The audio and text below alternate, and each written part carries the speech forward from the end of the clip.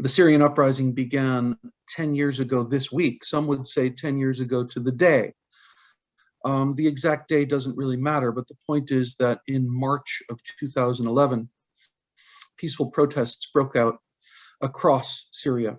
The demands of the protesters echoed those of their counterparts in Tunisia, Egypt, and elsewhere across the region, namely freedom, dignity, social justice, democratic rights, and an end to dictatorship. The protesters who took to the streets across Syria that spring were met with ferocious repression. Regime forces opened fire on unarmed crowds of demonstrators, killing and injuring hundreds and detaining God knows how many. In turn, this led to the militarization of the conflict and a staggering level of violence. Hospitals and apartment buildings bombed, entire cities reduced to rubble, industrial-scale torture and murder of detainees, mass starvation, and unimaginable trauma. Nearly 500,000 Syrians have been killed, and more than 12 million, half of Syria's pre-war population, have fled the country or been internally displaced, resulting in the biggest internally displaced population in the world. Syria, in the words of United Nations Secretary General Antonio Guterres, Syria has become the great tragedy of this century, a disgraceful humanitarian calamity with suffering and displacement unparalleled in recent history, unquote. How can we make sense of this colossal tragedy a decade on? What lessons can be drawn from the Syrian uprising and the ghastly fate that it met? To help us grapple with these and related questions, I've decided to turn to two scholars whose work has meant a great deal to me, as I myself have grappled or attempted to grapple with these questions. Yasser Munif and Lisa Wedeen are here this evening to help us think through some of these vexing questions. Their books, Yasser's The Syrian Revolution, Between the Politics of Life and the Geopolitics of Death, and Lisa's book, Authoritarian Apprehensions, Ideology, Judgment, and Mourning in Syria, are simply two of the most powerful, textured, illuminating, and thought-provoking studies, not just of the Syrian war or the Syrian conflict, but of the uprising itself. And it's too often forgotten that the conflict started with a popular, peaceful uprising. So a little bit about Yasser and Lisa, and I'm referring to them by their first names because, in full disclosure, they are both friends, and I am actually very honored and proud to be able to call both of them my friends. Yasser Munif is Associate Professor of Sociology in the Institute for Liberal Arts at Emerson College in Boston. He's the author of the aforementioned book, The Syrian Revolution, Between the Politics of Life and the Geopolitics of Death, published last year by Pluto Press. His research explores the importance of urban settings in shaping national identities, with a focus on the Egyptian and Syrian uprisings.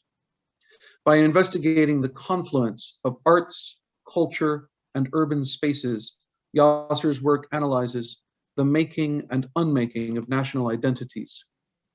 He's the co-founder of the Global Campaign of Solidarity with the Syrian Revolution, which I should note has done some of the most important political education work around Syria.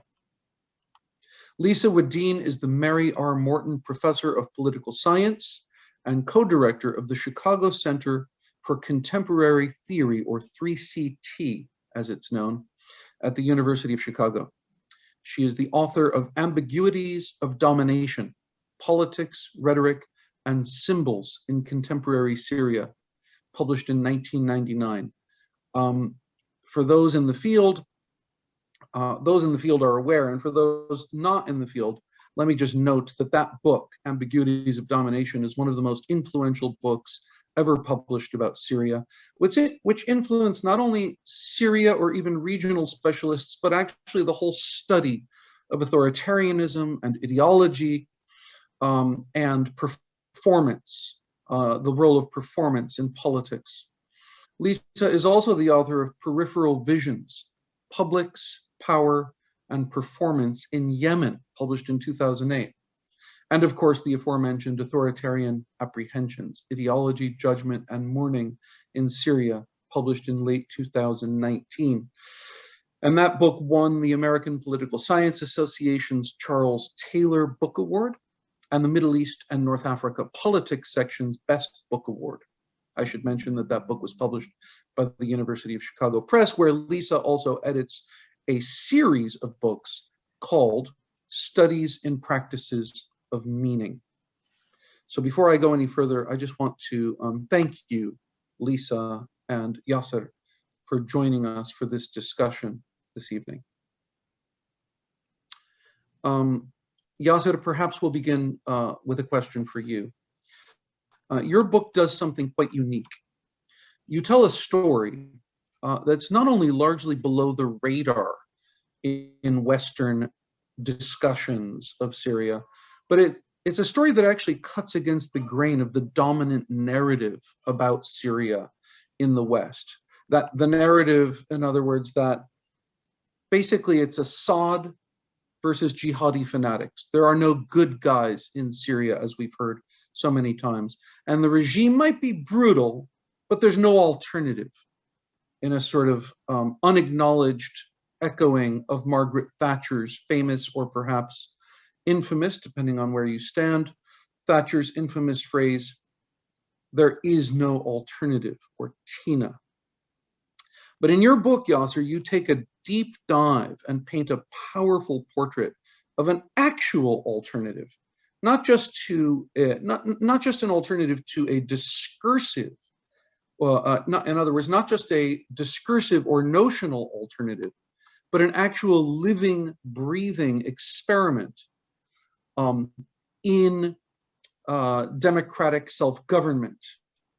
And so, I mean, because this is, as I said, so this story that you tell in the book has flown largely under the radar of Western narratives.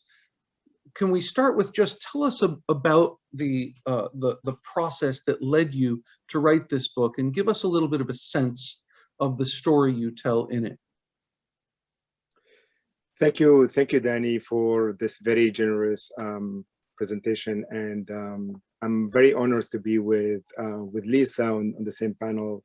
I was very influenced, and really your book impacted me very much when I first read it. And I remember distinctly reading a review by Edward Said when it appeared, saying that this is one of the best books on the Middle East.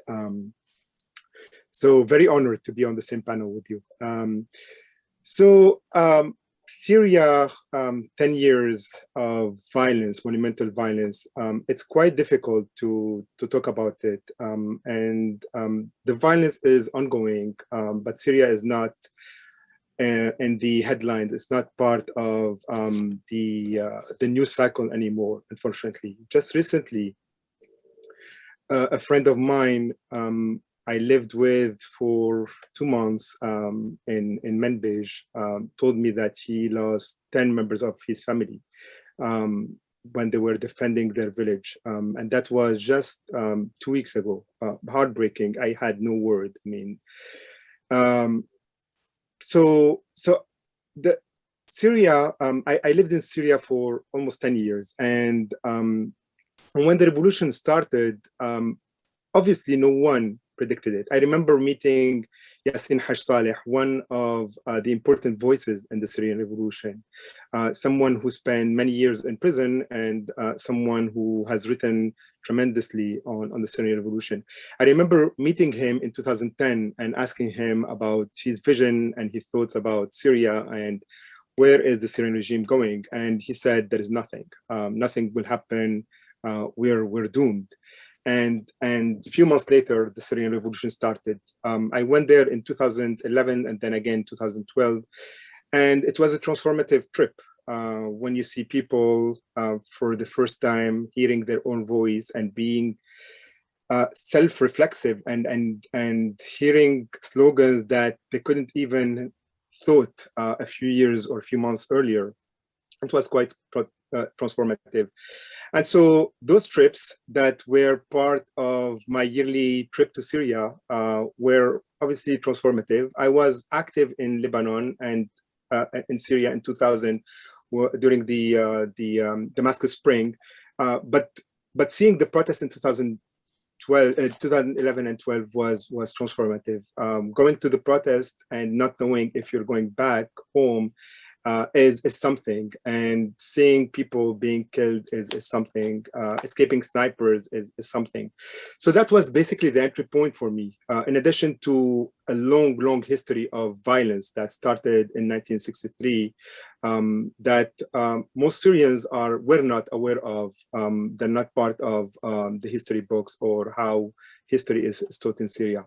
So that was my entry point, seeing friends going to the protest and having this fear, going to your first protest and going to the mosque, because that's where most of the protests were happening, and seeing a 16-year-old boy after the prayer, and I performed the prayer because I'm not really very religious and I don't pray, so I performed the prayer, and after the prayer he stood up and said, "Down with the regime, down with Assad." And you know, those are moments that I can't really describe. And I think this is an experience that most Syrians had, those who participated in the revolt. And then it's a moment that, you know, you're just part of a movement. You go outside, you're looking for snipers, you're fearing for your life. You're running in the old Damascus. And for those of you who know the old Damascus and the small streets, you can be easily trapped if you don't know the old Damascus and the mazes in the old Damascus. So that was my entry point, basically, for thinking about and working with people on the Syrian revolt. Yasser, let's move into the actual book itself. Tell us about the place, Manbij, which you mentioned in passing just now. Tell us about why you chose to study that particular place, that particular community. What was happening there? What drew your attention to it? Why is it significant? And why did it end up becoming the centerpiece of your book? So as I said, in 2011 and 12, I saw the protest, and the protests in Damascus were massive. And I went to some liberated areas, and I saw the manifestation of what people describe as dual power, when the state is not present anymore and people take their destiny in their own hands and start to rebuild from the bottom up. And it's basic things. It's about providing water and food and fuel and what have you, and people have no option but doing it, which is basically rebuilding their community from the bottom up, and undoing the oppressive networks of the Syrian regime that are ever present in every aspect of their lives. So I witnessed that, and I wanted to do work on that. And since I couldn't go to Syria, to the areas controlled by the Syrian regime, because I was active in the US and elsewhere, and I heard that my name was on some lists that were leaked, so I decided to go to northern Syria. It wasn't my first option. I wanted to go to Damascus and the suburbs of Damascus, but I had to go from Turkey. And Manbij was, I heard about people going to Manbij, that there was a really interesting revolution council, that the people were able to get rid of the army and the police peacefully through protest, that it's a city where there was a lot of organizing, a lot of protest, a lot of different organizations, the free revolutionary lawyers and the free revolutionary teachers and the free revolutionary architect and archaeologist. So I was intrigued, and I wanted to go there, and I heard that there was this house that was available to activists, and we started actually building network and contacting people to bring them to that place, in a way emulating what was happening with Palestine, because people were not convinced that there was anything happening, and we wanted them to see with their own eyes, to be convinced that there is a revolution. So that was the reason why I chose Manbij. Manbij was liberated with almost no fighting. I think there were only 2 or 3 police were killed as they were retrieving and leaving the city. So it was an extremely interesting site to study. And how, before we move to my first question for Lisa, what is it about the Manbij experiment, Yasser, that that you found so compelling, and that really forms the core of the book? What was it that you wanted that you wanted the world to know about what was happening in Manbij? So what happened in the West is, in the first few months, people were, I think, fascinated by the human movements, this insurrection in the entire Arab world, the protest and the creativity in Tahrir Square and elsewhere. But very quickly, the narrative shifted, especially about Syria and I would say maybe Libya, to trying to understand what's happening in Syria through the lens of geopolitics and international relations and states and state interests. And so what I wanted to do is try to have a different outlook and oppose that narrative that I think is lethal. And this is something that I try to theorize in the book, which is that knowledge is lethal. It has major implication. The fact that there are people even today denying the chemical attacks, that the regime was behind the chemical attacks, or many of the chemical attacks, is lethal. It has lethal implication. And so I wanted to counter that with a different narrative, a narrative of the people, a history from below, to use Howard Zinn concept.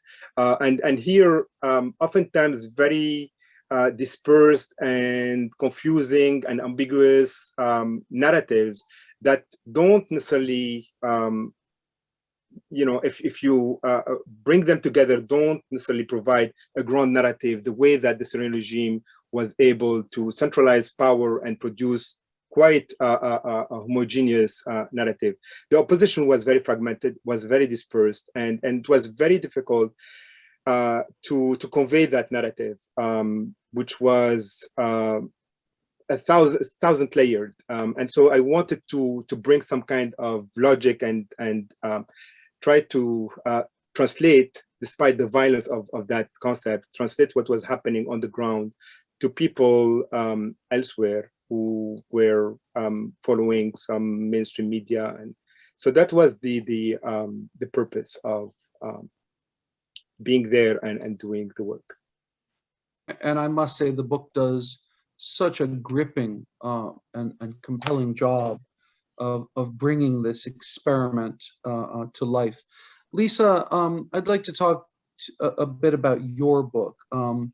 So, we've talked a little bit about your first book, Ambiguities of Domination. I actually didn't know that Edward Said reviewed it.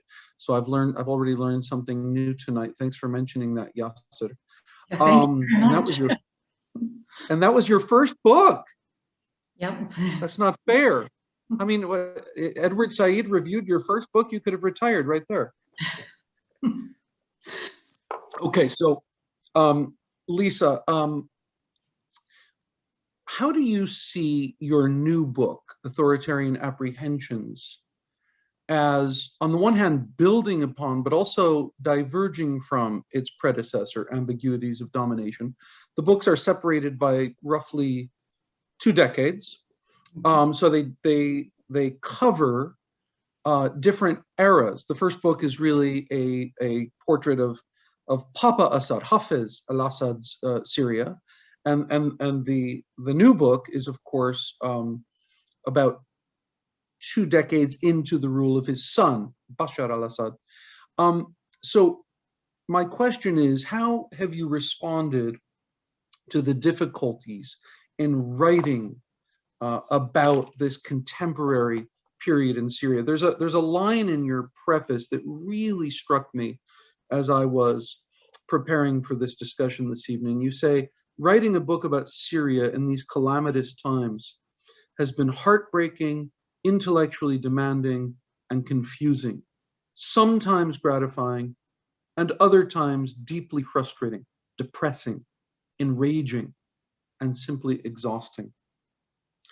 That really spoke to me as I was thinking about this discussion, let alone writing an entire book about Syria. But tell us about this book, Lisa, and about how it grows out of, but also departs from, your first study of Syria. Well, thank you, Danny, first of all, for having me. And Yasser, it's amazing to be in the same, if not room, Zoom space with you as well. I'm a huge fan of your book. I've learned so much from both of you.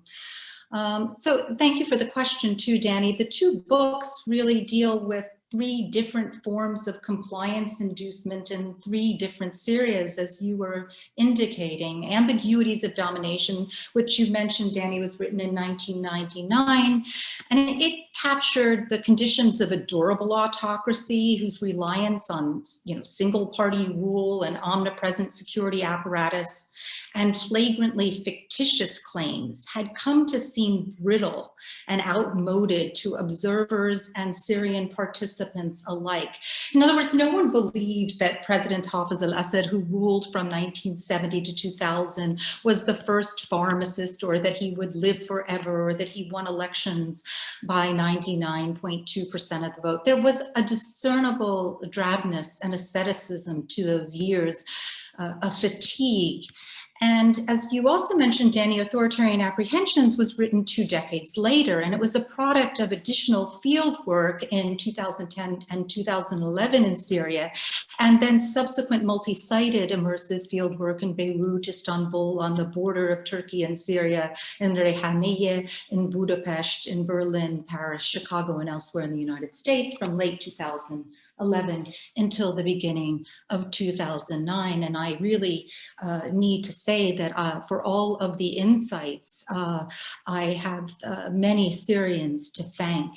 And Authoritarian Apprehensions examines 2 additional modes of compliance inducement in these changed circumstances.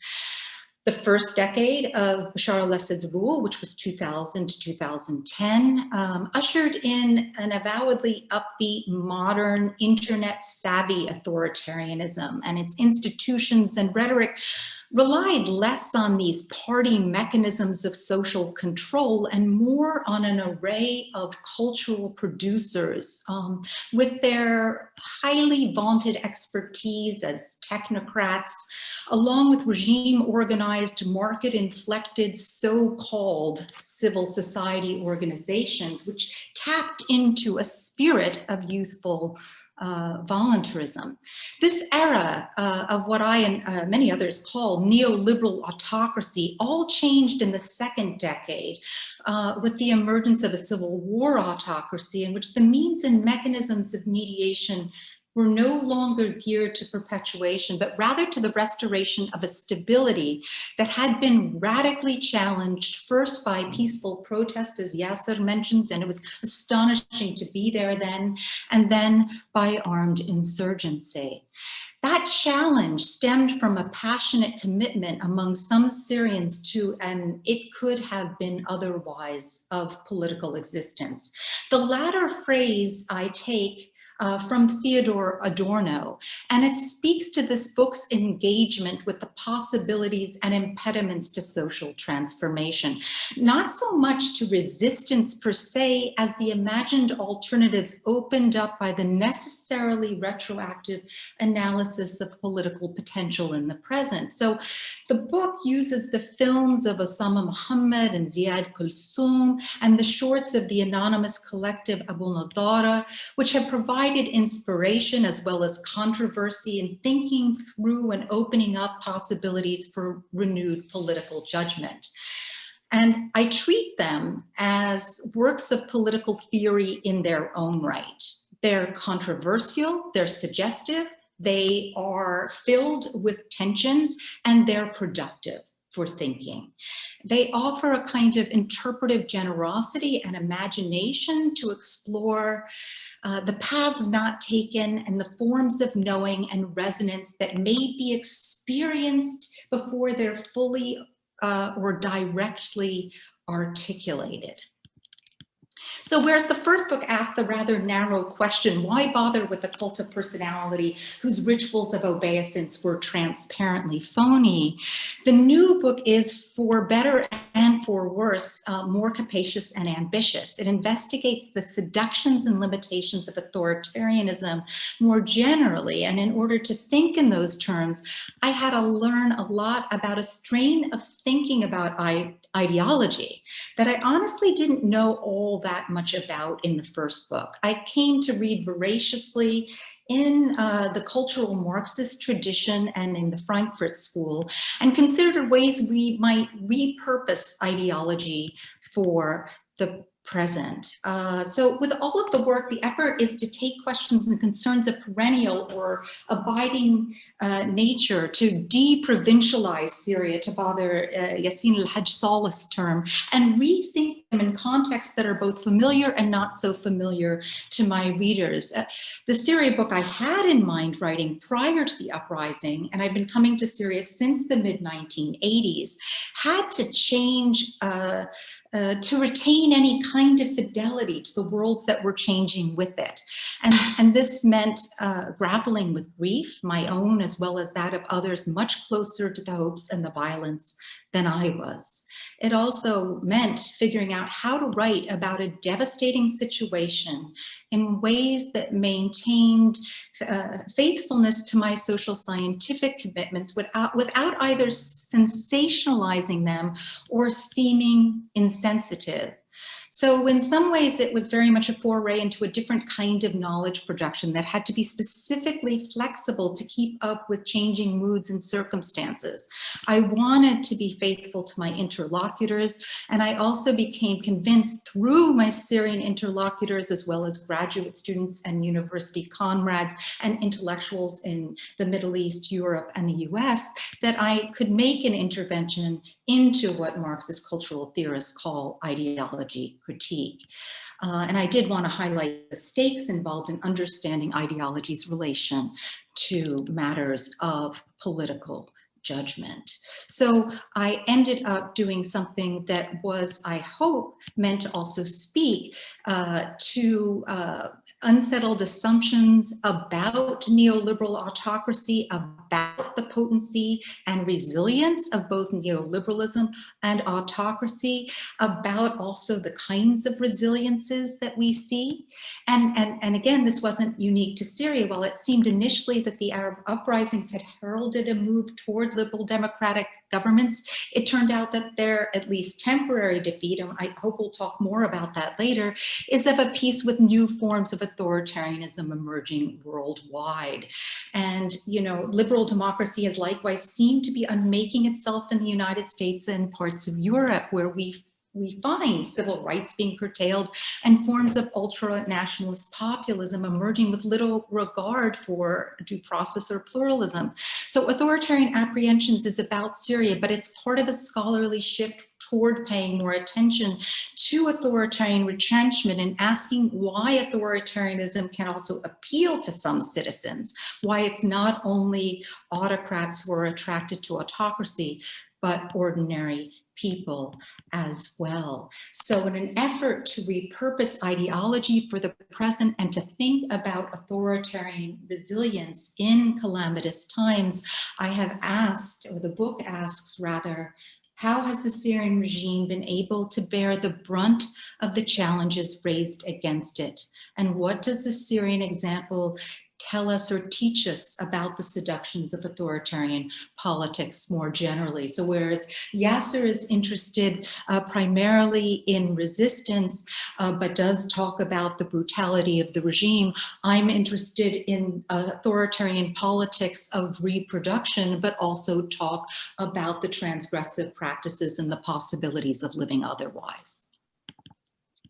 Thank you for that, Lisa. And just a quick follow-up.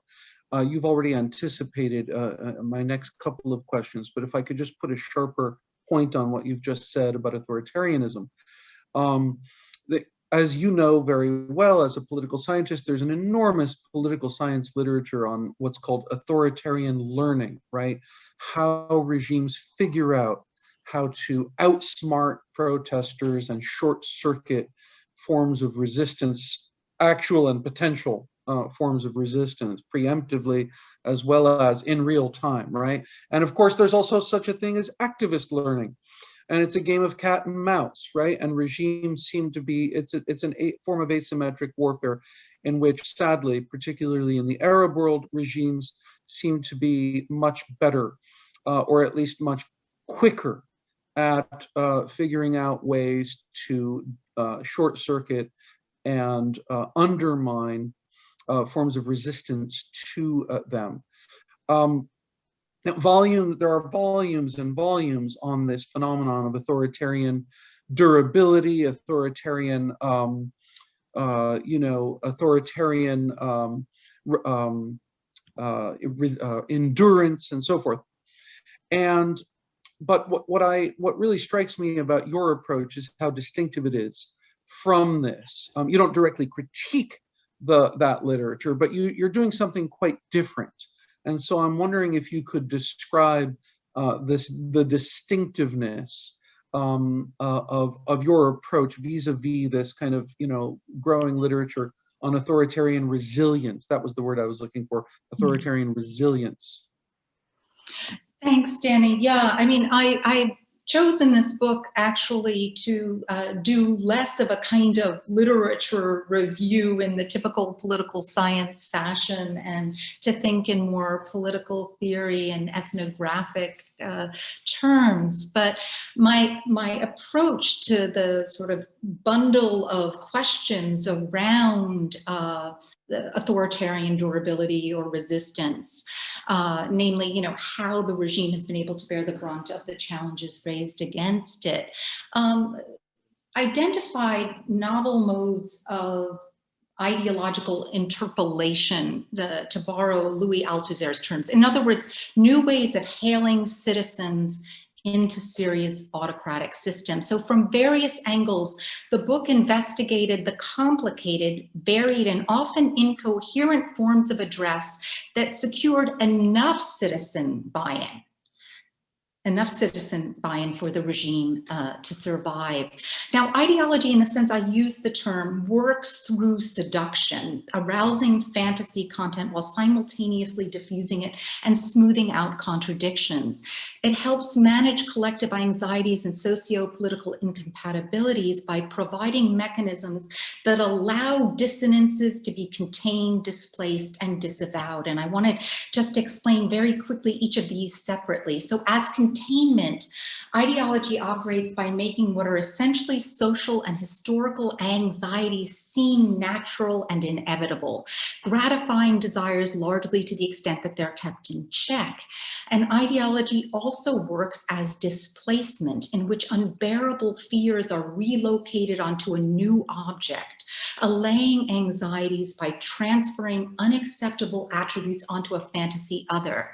This was very evident in Syria, conspiracies of national undoing that put terrorists, so-called terrorists, at the heart of the problem, or projections of in-group violence outwards. These are some of the processes of displacement which were frequently at helping organize collective life in Syria's authoritarian circumstances and recalibrated in the context of the uprising itself. And ideology operates as disavowal, and this to me is the most interesting part of ideology's machinations or mechanisms. The theorist Octave Manoni noticed how people would rationalize their lives acknowledging and disavowing simultaneously. The phrase "I know very well and yet nevertheless" exemplifies this mode of disavowal, a distancing from accountability that has implications for politics. So in the case of Syria, the disavowal typically worked like this: I know very well that the regime is incorrigibly corrupt, and yet nevertheless we can build government-sponsored civil society organizations that truly empower citizens. Or I know very well that there's no going back to the way things were before the war, and yet everything will resolve itself as easily as biting into a zucchini. Or to take an example explored in depth in the book, I know very well that Sunni gangs did not visit our village in the night, and yet nevertheless they could have.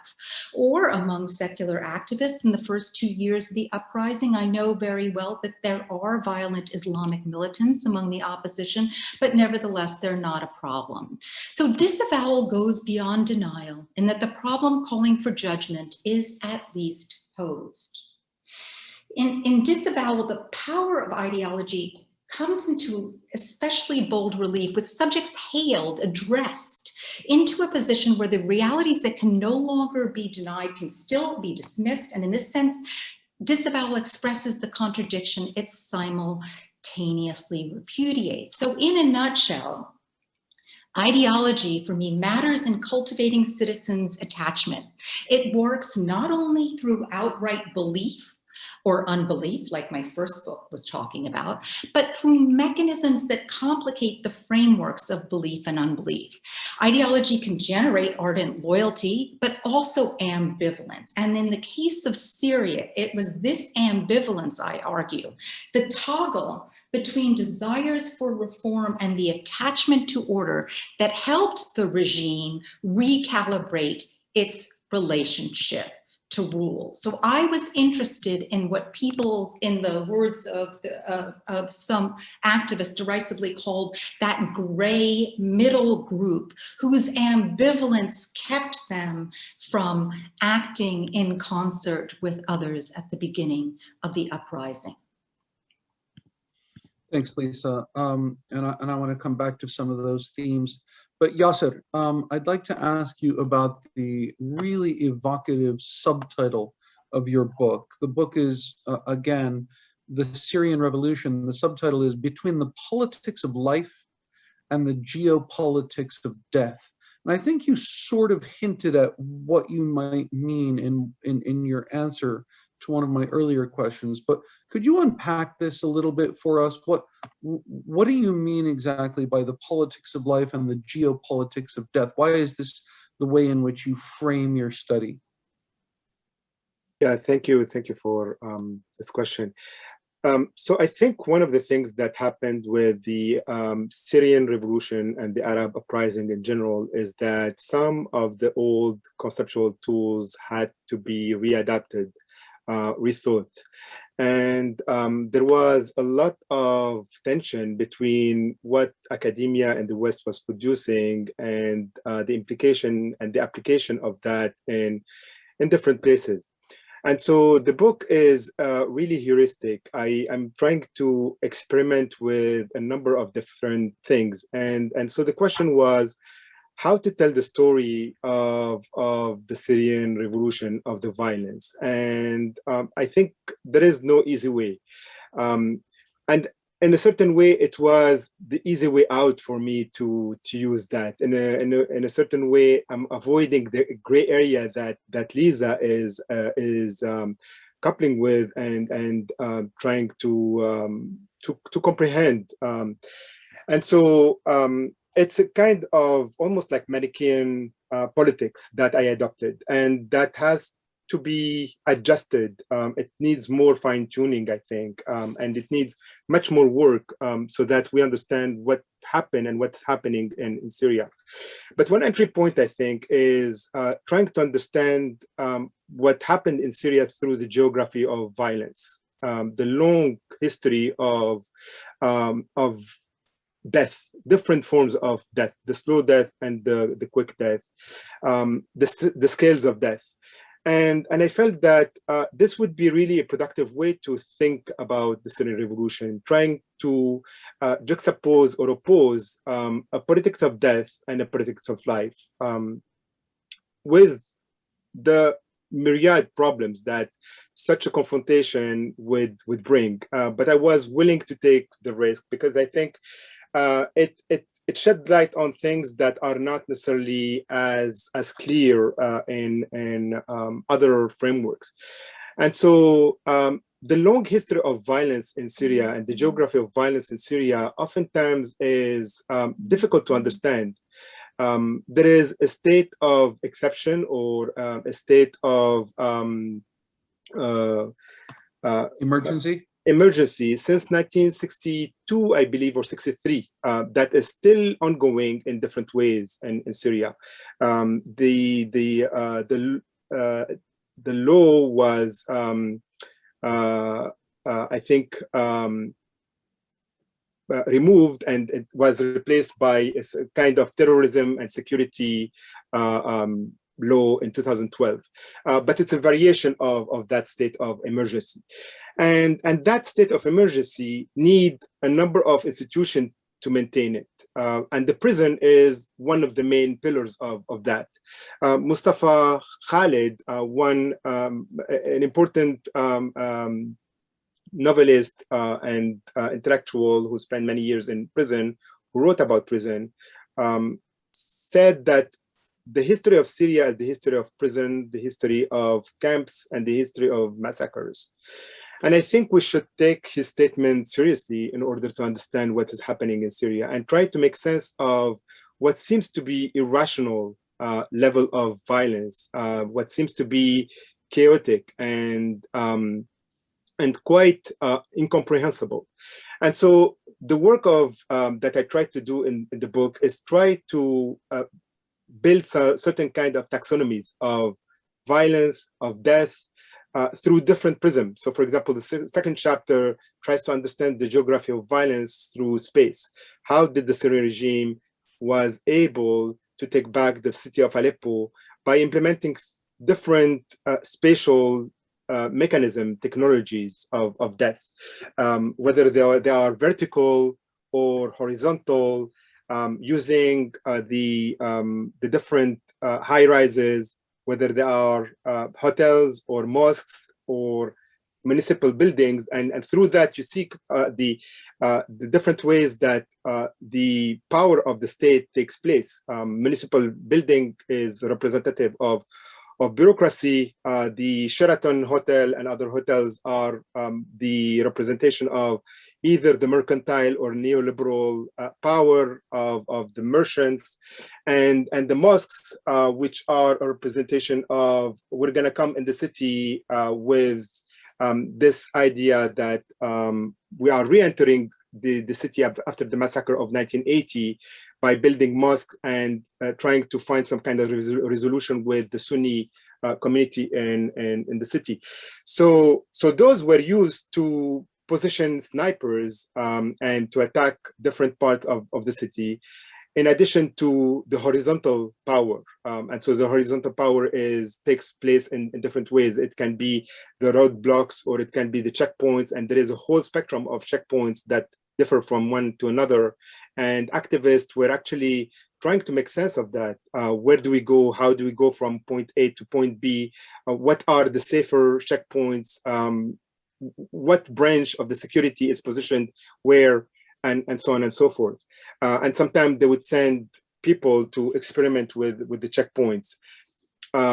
And in addition to that, there are the different militias that were moving. So you have the checkpoints that are fixed and stable, and you have the militias that are moving in the city. And so you see the deployment of those different type of power that I try to understand from a spatial perspective. In addition, you look at the topography of the city. Where are the hills? And you go back to the French colonial power and the Ottoman, and where did they position their barracks, and how that was reused by the Syrian regime. The castle of Aleppo, the citadel, played a major role, and many people died trying to take over the citadel. whether digging tunnels from beneath or surrounding it. And so it was really interesting to look at the ways that the Syrian regime deployed different type of power, oftentimes uneven, and what seems to be irrational or incomprehensible from afar, but yet makes sense when you look at the different patterns that start developing. And so again, with the prison, another institution where it's an interesting to look at the different ways that people are, interesting is an understatement, but the different ways people are subjugated to torture, violence, death. And I was trying to look and try to make sense of the different topology of death within the prison. And so that is the long history of violence, the geography of death of the Syrian regime that didn't begin in 2011, that has a long, long history, that has different velocity. Sometimes it's very quick, sometimes not that quick. Sometimes it's very precise, other times it's at a larger scale. Sometimes it's about the siege of an entire neighborhood or a city. Other times it's the targeting of the arm or the pregnant woman. Snipers had different targets for different days. And this is why, and by the way, this is documented through the makeshift hospital, who were noticing that there was a more patient, for example, targeted in the head or in more pregnant women were killed on that day because they were targeting different body parts on different days. And so I try to oppose to that the politics of life. And the politics of life takes also a lot of different forms and shape. And that complexifies the story very much. And so the politics of life in the midst of violence is also extremely difficult to make sense of, especially if you are not on the ground.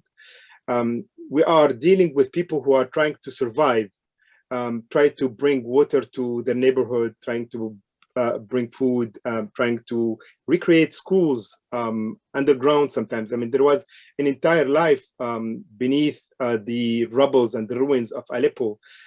There was this really interesting footage I remember seeing back in 2016 as the city was bombed, was leveled.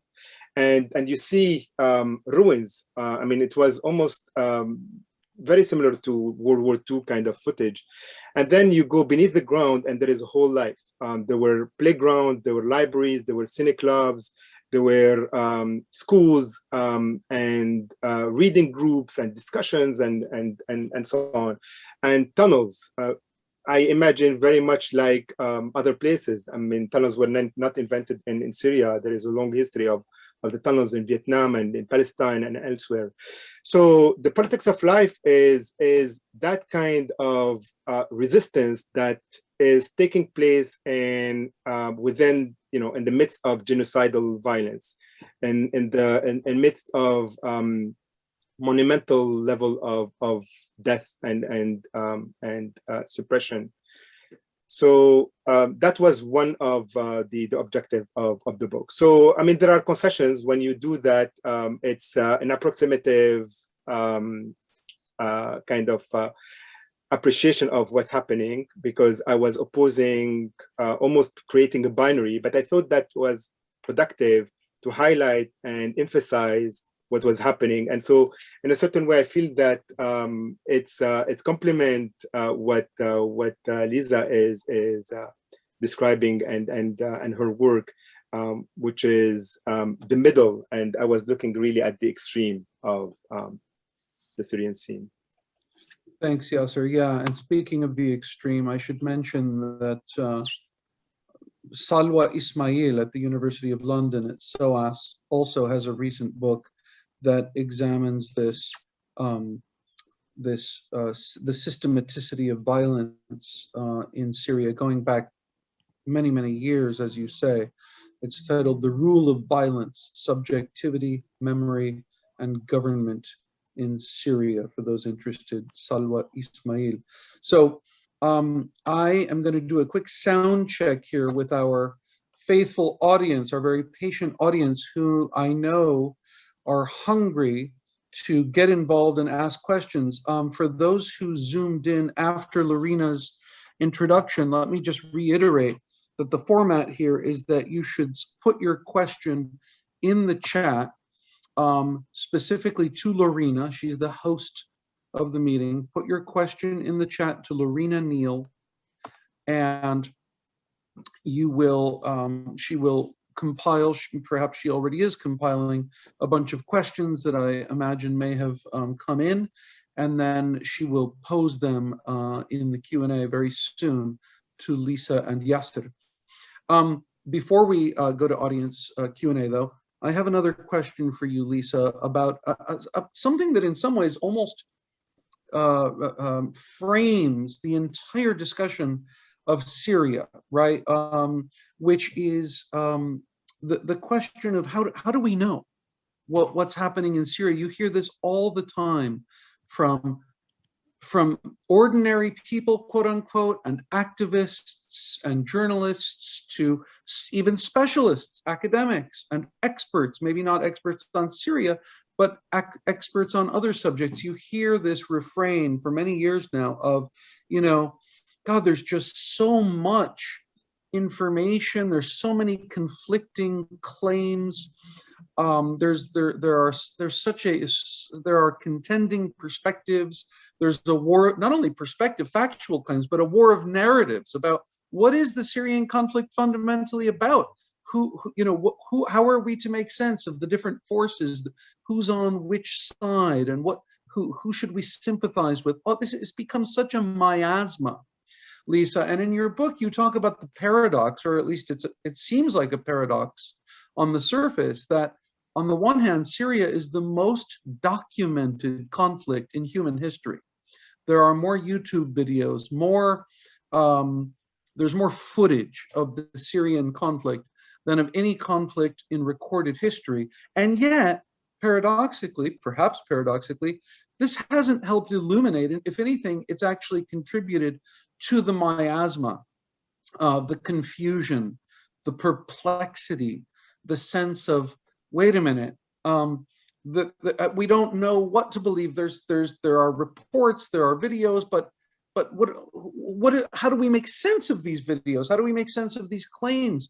There's conspiracy theories, there's fake news, claims of fake news.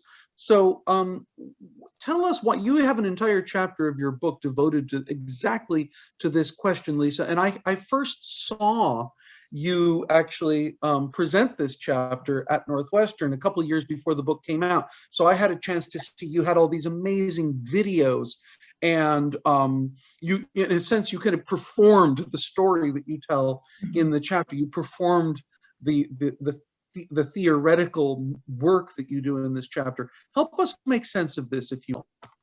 Yeah, thank you, Danny. And indeed, when I was writing that chapter, I remember very well your kind invitation, or somebody's kind invitation at Northwestern at the time, to give an earlier draft, and I learned a great deal from a number of folks who read the chapter in advance. But as you're saying, this miasma, or these conditions of epistemic murk, which were so apparent in the Syrian uprising, particularly as it devolved into war, also became, as I was writing the chapter, much more resonant in the context of American politics.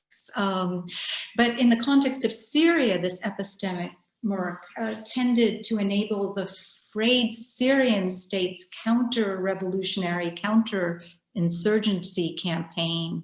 It enabled it because that campaign worked not so much by maintaining credibility in itself as by casting doubt on all reporting, thereby seizing advantage in an oversaturated and high-speed information environment. And so the argument that I made in that chapter that you're referring to, Danny, was threefold. First, and this was a lesson that Syrian citizen activists learned at some learned at tremendous cost, that too much information may actually generate the very uncertainty that putting it into circulation is intended to allay. Over the course of the uprising, the Syrian state's ideological apparatus, to use that somewhat Marxist vocabulary, no longer was able to brand the regime as a kinder, gentler version of autocracy. And it learned how to exploit conditions of fear and insecurity to counter human rights activists and citizen journalists' efforts to document the truth.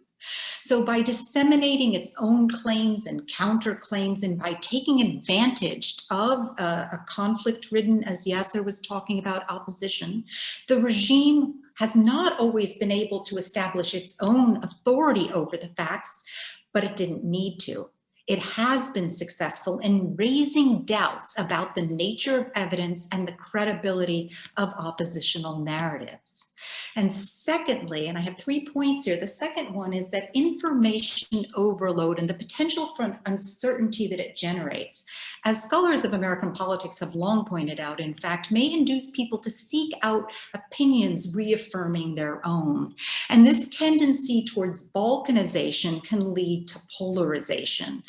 Internet users, to take an oft-used example of the contemporary period, tend to gravitate towards sites that function like echo chambers, where people, tend to relish the sounds of the stories they're telling themselves anyway, and the stories they tell themselves about the stories they tell themselves. And this gravitation towards a comfort zone in which believing is seeing or hearing may have little to do with actual facts, even on the assumption that the latter are ultimately knowable. The atmosphere of uncertainty cultivated by an excess of information can create what I've called siloed publics, where debates take place within narrow communities of argument that allow interlocutors to take pleasure in encountering views that confirm their own. Or in Silicon Valley now, there's discussion of filter bubbles, which is less about people gravitating to those sites and more about the ways in which algorithms produce the conditions of possibility for people to gravitate to those sites. Third, and I think this was the most novel, if most controversial part of the argument, the very condition of uncertainty, this atmospherics of doubt, this epistemic murk, the miasma you were talking about, Danny, provides some with an alibi to avoid committing to judgment at all. In conditions of information oversaturation, and perhaps especially when feelings of present danger extrude an excess of threat potential, to paraphrase Brian Masumi, uncertainty can provide a potent seeming rationale for inaction in a context where action might otherwise have seemed morally incumbent. In the current context, or in the context of the 2013 through 19 period of massively intensified violence, reasons for hunkering down and staying safe overwhelm. But in the first years of the uprising, this recourse to non-judgment, particularly around this gray middle group, this so-called silent majority, mattered. A self-satisfied ambivalence was nurtured by an atmosphere of doubt that justified for some political paralysis and withdrawal, and particularly among the professional managerial elite, including cultural producers who were on the fence. And their silence helped the regime navigate the changing circumstances of its rule. I encourage people to, I encourage everyone to get both books and read them cover to cover, but that chapter in particular in Lisa's book is just so illuminating and also disturbing in many ways. And one has to see the videos too. I wish there were a hypertext version, if Lisa, that were available online where people could go and click on the videos that you, or at least some of the videos you talk about. But they are, it's not as good as a hypertext version, but they are all in my footnotes, and I did place them in a data repository so that they can be viewed by folks. And I also subtitled myself, with the help of Osama Asper, a number of the comedies that I also deposited in the data repository so that they can be used by folks who do not necessarily have fluent Arabic. That's really good to know. And there are also, I should say, that the book is replete with still images, very important, rich, and compelling still images as well. Okay, we have lots of questions queued up. Not surprised, given all the food for thought that Lisa and Yasser have provided for us. I'm going to hand things over to my colleague Lorena Neal, who is going to pose some of the questions we have to our speakers. Wonderful. Thank you very much, Danny, and thank you very much to both of our speakers as well. This has been a really illuminating evening, and I thank you very much for sharing your insights with us. Our first question for the night regards whether you could address the Rojava Kurdish YPG situation and how that relates to the anti-Assad movement, especially how to put their Western supporters into perspective, since the Western supporters seem to sort of dominate the narrative in the United States and eclipse the issues of the regime. Okay, that didn't specify which of our two speakers it was directed to, but knowing that Yasser has written extensively on this issue, I am going to direct the question to him first. And of course, Lisa, if you have anything you'd like to add, please do chime in. But Yasser, can you address this question about Rojava and the Kurdish issue? Sure. I'm not an expert of Rojava, and I think there is a lot of really interesting writing that has been produced in the several past years about this question. But I think that one of the issue of the Syrian Revolution is that it wasn't engaging enough with the Kurdish communities and vice versa. And there was a long history of animosity because of the Syrian regime. The Syrian regime really weaponized Arabs against Kurds and Kurds against Arab, Bedouins against Druze and Druze against, and so on and so forth. And that had really detrimental implications on the Syrian Revolution. And very early on, there was a quite big community of Kurds in Manbij, and they were organizing, and it was extraordinary to see almost like two parallel paths. So the Kurds were organizing, and they were planning their own struggle, and then the Arabs were doing theirs. And there was almost no overlap, unfortunately, with few exceptions. So I think what's happening in the north, in Rojava, is extremely important. But I think at the same time, we shouldn't fetishize it.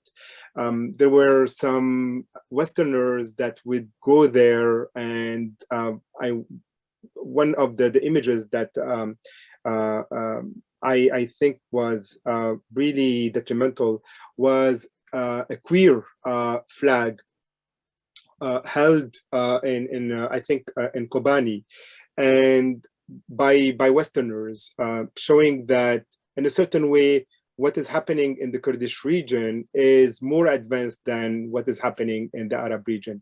That there is more tolerance. That those questions, queer, LGBTQ, and so on, were part of the struggle, were part of the thinking, and that was not. And so, in part, some of the Kurdish group, and in other part, some of the Westerners going there were trying to construct this island, the Kurdish areas, as where the interesting stuff was happening, and the real revolution was happening, and horizontal politics was being implemented on the ground, and the commune were created.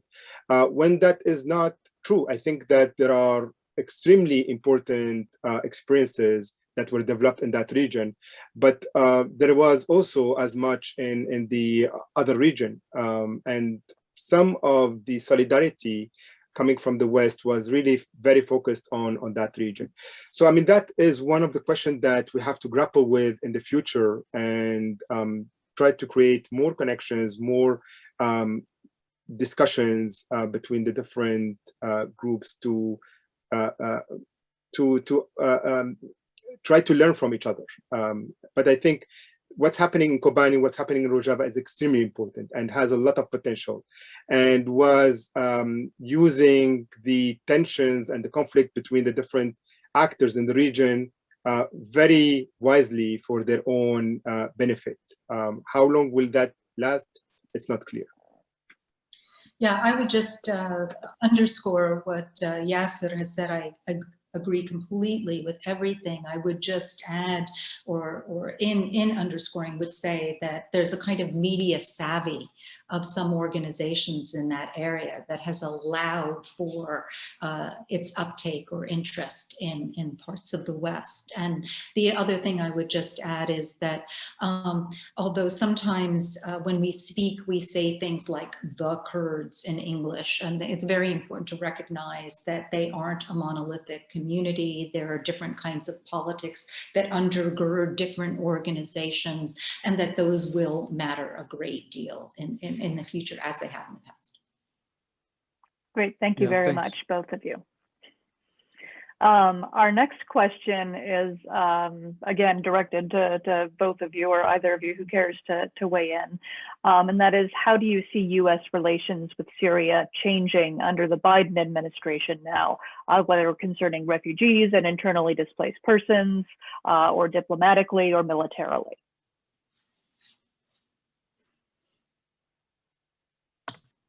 Lisa or Yasser, which of you would like to go to take this question? I mean, I'll start, but I'm certainly not an expert on foreign policy. And so I hope that Yasser and, in fact, Danny, that you'll also say something about this, because it's much more of your bailiwick. It does seem like the Biden administration is more interested in recovering a kind of liberal humanitarianism that was arguably lost in the Obama era, and that may be for better and for worse. I'm going to bracket my judgment on that at the moment. At the moment, moreover, the domestic problems with 500,000 people dead in the United States of COVID seem to overwhelm any foreign policy to the extent that it can be ignored. So the efforts to get Iran back to the table, these kinds of geostrategic interests, with folks like Danny pay a great deal of attention to, will have an impact on Syria. The efforts to also distance the United States from Saudi Arabia, to not be quite as friendly with Israel. I say that with, caveats, because the United States relationship with Israel seems to be sacrosanct, unfortunately. And so there we go. I think in the near term, if there isn't something that's immediately pressing on the agenda, there will be a kind of neglect that may then, if there are certain circumstances that come to the fore, will require a certain kind of intervention. Of course, there's also the fact of Iraq and the Americans' long-standing occupation of that country. So in other words, I do not think you're going to have the same kind of, at least discursive homage to isolation that you got in the Trump era. The United States is constantly intervening throughout the world, but the kind of benign liberalism and humanitarianism that characterized other administrations and that led to interventions in overt military interventions and occupations, I see those as possibly gaining ground, but not necessarily being something that would be welcomed at this point in time, largely as a result of the domestic catastrophe in the US. Yasser, would you like to chime in or add anything to that? Yeah, I mean, I would agree completely with Lisa, and I will add that the Biden administration is really hyper focused on COVID-19 and the monumental economic crisis, and those are their priorities. In addition to, there is a kind of difference in opinion within the administration. I don't think that there is yet a clear path forward, but I think Danny would know better than myself. I think the two of you have touched on the core issues. I mean, I would just say that obviously the Biden administration is its paramount focus is on the domestic front, understandably, but even in the foreign policy sphere, it's not particularly interested in Syria. I just posted a piece that came out today talking about this, that Syria is officially on the back burner from the point of view of the Biden administration. They'd rather that it just not even be in the discussion, frankly. It's not viewed as in the strategic interests of the United States. You know, even when Biden was vice president under Obama, Obama himself wanted to pivot to Asia famously and was annoyed that he had to deal with the Middle East still. And so Syria was in many ways just a bad headache for Obama. And so I don't expect any major breakthroughs or change of policy. It's really, they're trying to disentangle themselves from it. Lorena, do we have any new questions? Because if not, I have another question for our panelists. I just had a quick one that I think relates to something that several of the participants have wondered, which is, do the speakers have any particular recommendations for good sources of news to follow about the situation in Syria? Do you have any objective quality sources where people can keep up to date? Yes, a very good question, especially given what we were just discussing with Lisa's chapter on fake news and the saturation of information, the war of narratives, conflicting claims, contending perspectives. Lisa, would you like to offer, besides obviously your book and Yasser's book, but on an ongoing basis, you know, websites, newspapers, journalists in particular, you think we should follow to find out what's going on in Syria?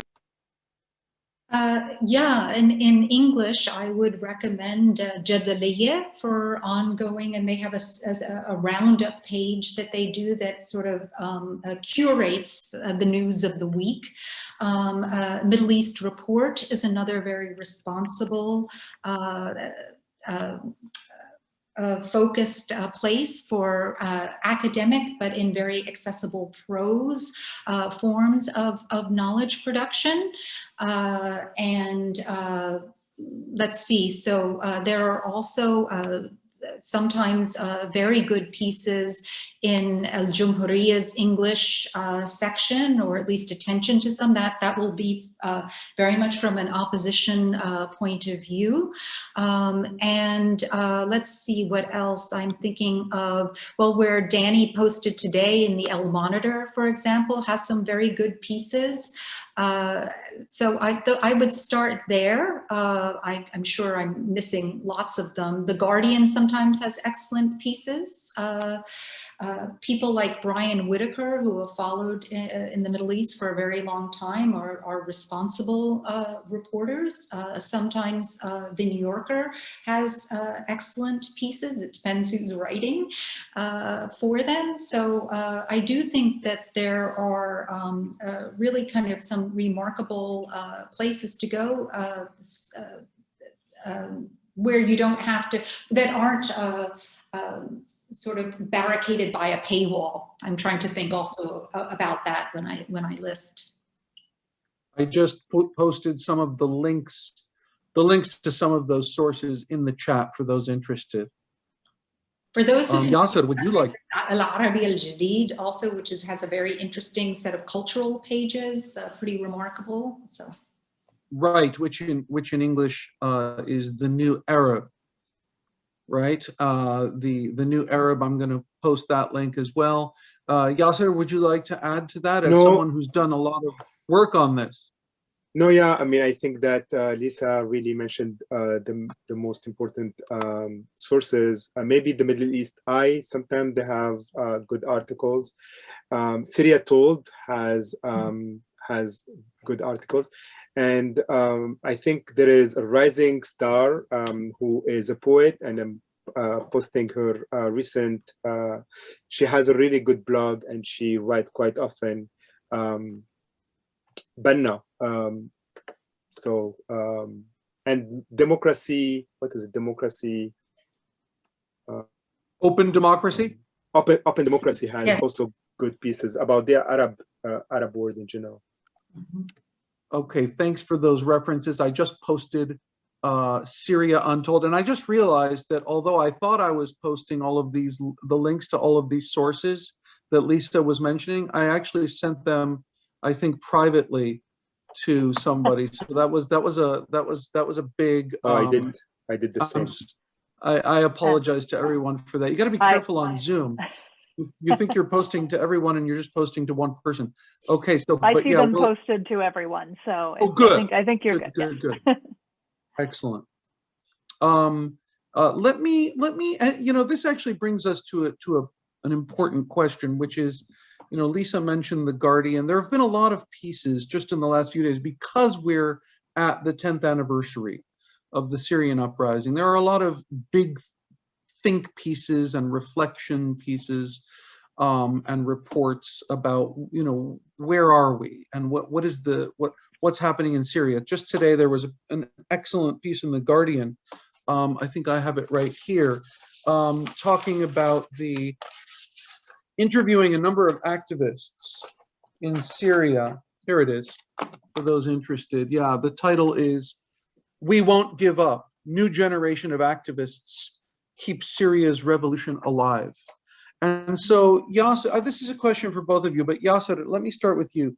I mean, here we are in a situation where, as we've said throughout this discussion, this is one of the most colossal tragedies, certainly of the 21st century, maybe since World War II. Just the staggering scale of death, loss of life, displacement, dispossession, trauma, the nightmare of the Syrian that has become of Syria, and the Assad regime has secured victory, at least on the military battlefield. It remains in power. So that's the sort of the big story, right? The macro picture. And yet, as your book describes, and as these articles are coming out, there are thousands, maybe tens of thousands of ordinary people and activists and bloggers and journalists and people of various walks of life in Syria who continue to build alternative structures, who continue to resist, who continue to protest. Just today, there were protests in Idlib. It's not over, in other words. And so let me just ask you to address this apparent paradox that on the one hand, the Syrian uprising was crushed and the regime survived. The military battle is over. But that doesn't mean that the story of Syria is over. The conditions that gave rise to the uprising in the first place have not been resolved. And you still have people demanding rights, even if they can't get them in the short term, even if the uprising didn't succeed in realizing these dreams. I've said too much. How do you respond to this apparent paradox, Yasser? Today I was remembering the Battle of Alger. Me too. Yeah, the movie, which, I mean, if you haven't seen it, anyone, I think this is one of the most important and powerful movies in the history of cinema. But it ends with a scene when the French thought that they completely crushed the Algerian resistance and they were able to get all the leaders through torture, and they built like the network of who are the rebels or the resistance, and they trace them back and they get the leaders, and they crush the resistance in Alger. And you see the last leader being not willing to surrender, and he's killed by the French. And then the film ends with the next scene is rebellion, restart again. And we know how the Egyptian or the Algerian revolution concluded with the victory of the Algerian. So I think that in Syria, the tectonic plates completely moved. I think there is no going back to before 2011. I think that the Syrian regime is extremely weak. It wouldn't be able to survive without the Iranian and the Russian. Those are the main actors in the region, not the US, as some people want to pretend or think. And this is also the story of the entire Arab world. I think that there is no going back to before 2011. The question is, what do we do, and how do we re-emerge from those ruins and the monumental trauma that Syrian people and the Arab people in general witnessed in the past 10 years? That's, I think, is a very big question. But to me, two ways I would respond to that. First of all, I think that we learned a lot, and we need to make much more connections between the different rebellion in the Arab world. We cannot do it on the local level. There is a crisis of the state, crisis of democracy, crisis in the economy, and we need to address that at the regional level. And the second thing is the Syrian diaspora is everywhere. It reminds me a little bit of the Chilean diaspora after Pinochet took over, and they were everywhere. And they're gonna hopefully play a big role. I mean, we shouldn't romanticize that. And I think that it's important not to project a homogeneous image. They're very different, and there is a whole spectrum. But they are the outpost of the revolution outside Syria. And there is a lot of work ahead of all of us. And I mean, the suffering and the pain and the trauma are ongoing. The revolution has been crushed. The violence has not stopped. So. Yeah, I would like to respond to that too, because I completely agree with what Yasser has said here. And it's very easy to give in to despondency and despair. I mean, these are just heart-wrenching, depressing, sometimes nightmarish times. But I also do want to offer some hope here.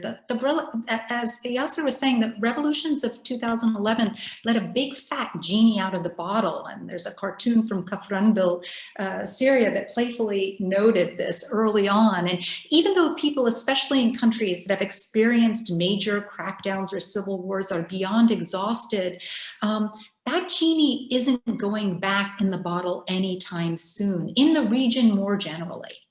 And in light of what history has taught us, it's really too early to think of the Arab revolutions of 2011 as over or failed.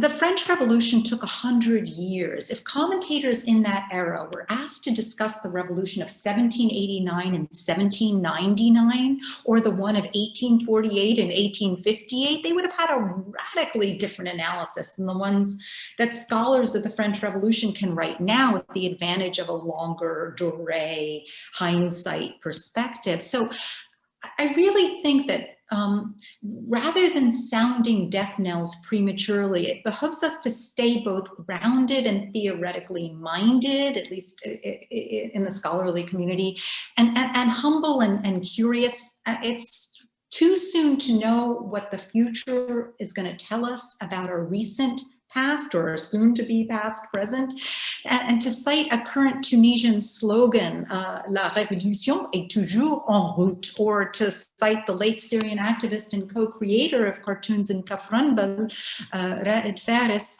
the revolution is an idea, and ideas never die.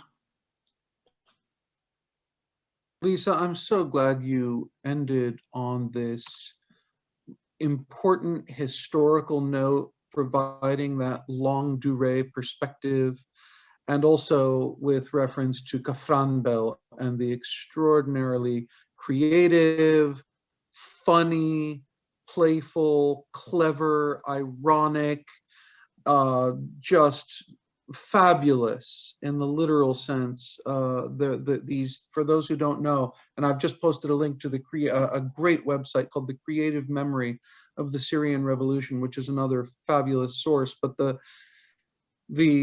banners of Kafranbel, a particular town in Syria that developed these banners in both Arabic and English that were designed to sort of speak to the world, because as Yassin al-Hajj Saleh, the Syrian critic and writer, has argued, you know, the Syrian conflict, it really became globalized, or what he calls the Syrianized world has been born. And Lisa has made this point in much of her commentary tonight and in her book, that we're dealing with a conflict that in many ways